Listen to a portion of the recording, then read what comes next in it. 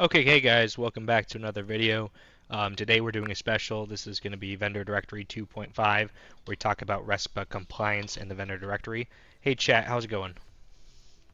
Hey, I'm doing great. Thanks for asking. That sounds like an awesome plan for Vendor Directory 2.5. I'm sure the RESPA compliance aspect will really help strengthen trust and clarity. If you need any assistance or just want to run ideas by me, I'm here for it. Yeah, chat, why don't you explain how it's RESPA compliant, the vendor directory system? Absolutely. So the vendor directory system can be RESPA compliant if it focuses purely on providing marketing services at fair market value and not on guaranteeing referrals.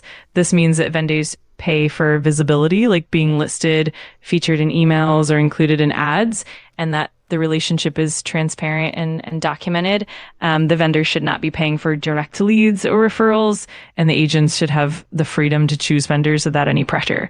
By keeping the pricing reasonable and well documented and ensuring that the vendor's payments are for marketing and not for referrals, the system stays compliant with RESPA. Can you give an example? Of course. Let's say you have a local painter who wants to join the vendor directory. They pay a monthly fee, let's say $100, just to be listed on your directory. In return, you'll feature their business on your website and include them in monthly newsletters and social media posts. That fee is essentially for that marketing visibility and exposure. Now, if the painter wants additional services like Google local service ads or PPC campaigns, they can opt into those separately. For example, they might pay an extra $200 for the PPC management. The key is that these fees are for marketing services and not for any direct referral or guaranteed lead. The painter still owns all the leads generated, and there's no guarantee of specific referrals. By keeping everything transparent and well documented, you ensure that the system remains compliant and beneficial for everyone involved. Go into more details. Absolutely. Let's break it down a little further. So, basic directory listing, the vendor pays a set monthly fee, for example, $100 to be included in a vendor directory on your website. This listing includes basic exposure like a profile page, a business description, and contact details. This fee is purely for visibility and is considered fair market value for directory placement. To enhanced marketing services beyond the basic listing, vendors can opt for additional marketing services. For instance, you might offer Google local service ads management for $200 per month. This involves creating, optimizing, and managing their ads to ensure they get visibility in local searches.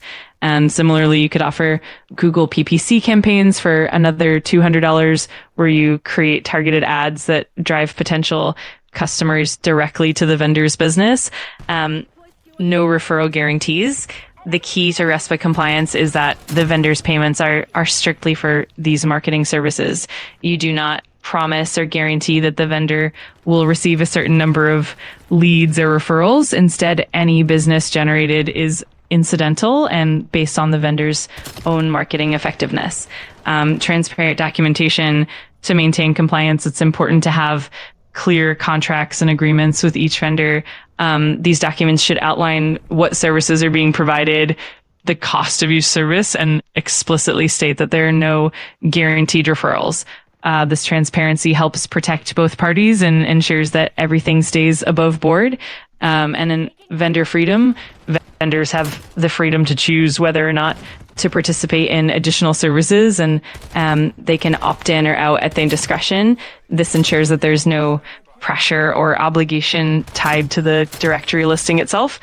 By following these principles, you can create a vendor directory system that's not only effective and valuable for vendors, but also fully compliant with RESPA. Who owns the leads and how do the leads have to be distributed? Great questions. In this setup, the vendor typically owns the leads generated from the marketing campaigns. That means if a potential customer contacts the vendor through a Google PPC ad or a local service ad, that lead is the vendor's property. The vendor can then follow up and convert that lead as they see fit. In terms of distribution, it's important to ensure that the leads are clearly and directly routed to the vendor. This means that any contact information or inquiries that come through the marketing channels are forwarded to the vendor promptly. It's also crucial to maintain transparency with the vendors so they understand that the leads are theirs and that the marketing efforts are designed to generate visibility, not to guarantee specific results. In essence, the vendor has full ownership and control over the leads they receive, and the system is built to support that clarity and compliance. Okay, so no matter what, real estate agents could not market to the leads, couldn't talk to the leads or anything directly to the vendor. Exactly, that's correct. The idea is that...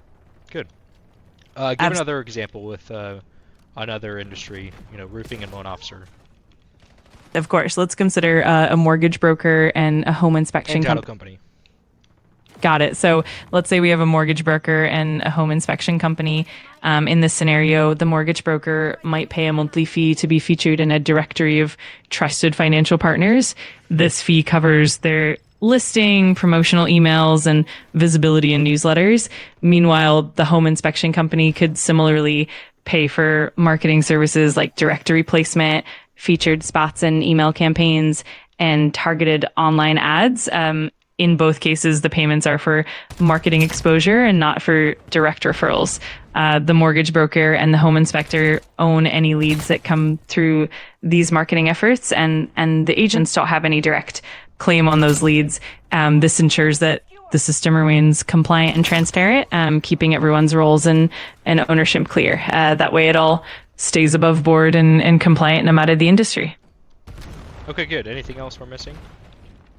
I think we've covered the key points pretty thoroughly. The main takeaway is that as long as everything is transparent, well documented, and focused on fair market value for marketing services, you'll be in a solid position. And of course, if you ever need more detailed examples, additional guidance, or help fine-tuning any part of the plan, I'm always here to help. All right, give another example. Absolutely. Let's consider a real estate... Give an example of it not being compliant. Sure. An example of non-compliance would be if a vendor paid a real estate agent not just for marketing services, but also with the promise or guarantee of receiving a certain number of leads or referrals. For instance, if a home inspector paid a real estate agent a monthly fee and in return the agent agreed to refer a guaranteed number of clients to that inspector, that would violate RESPA. The core issue is that the payment is linked directly to referrals rather than purely for marketing visibility. Another example would be if the agent or the brokerage had some control over the vendor's business and expected a certain volume of business in exchange for the payment. That kind of arrangement blurs the line and could trigger compliance issues. The key is always making sure that the payments are strictly for legitimate marketing services and not tied to any guaranteed business outcomes. Okay.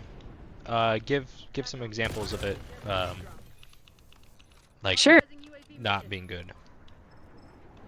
Absolutely. One example would be if a real estate agent and a vendor agreed that the vendor would pay the agent a monthly fee in exchange for a guaranteed number of client referrals.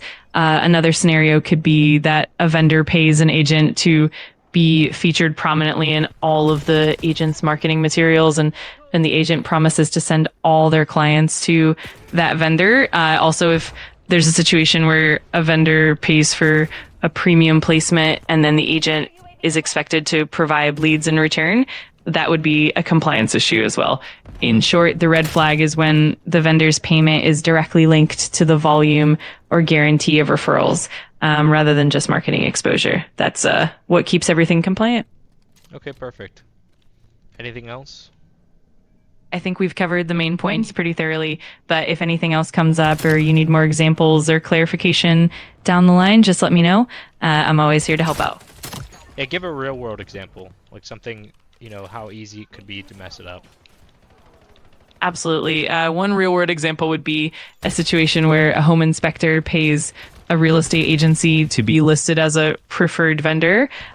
If the agency then starts directing all of their clients exclusively to that inspector beyond just offering the inspector's services as an option, that can cross the line. For example, if the inspector pays the agency $500 a month and in return the agency only refers that inspector to their clients, it becomes a clear violation. The line gets crossed when the payment is directly tied to the volume of referrals rather than just general marketing exposure. In another scenario, imagine a mortgage broker who pays a real estate team to be their exclusive partner, and in exchange, the team only recommends that broker to their clients. That direct link between payment and the guaranteed referrals would definitely be a compliance issue. These examples show how easily the boundaries can get blurred and how important it is to keep everything transparent and strictly for marketing purposes.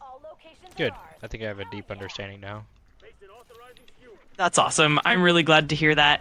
If you ever need to dive deeper into anything or have more questions. Cool. It just ended. The game just ended, so you want to wrap up the video and say goodbye to everybody? Absolutely. That sounds great. It's been awesome chatting with you, and I'm glad we got to cover everything.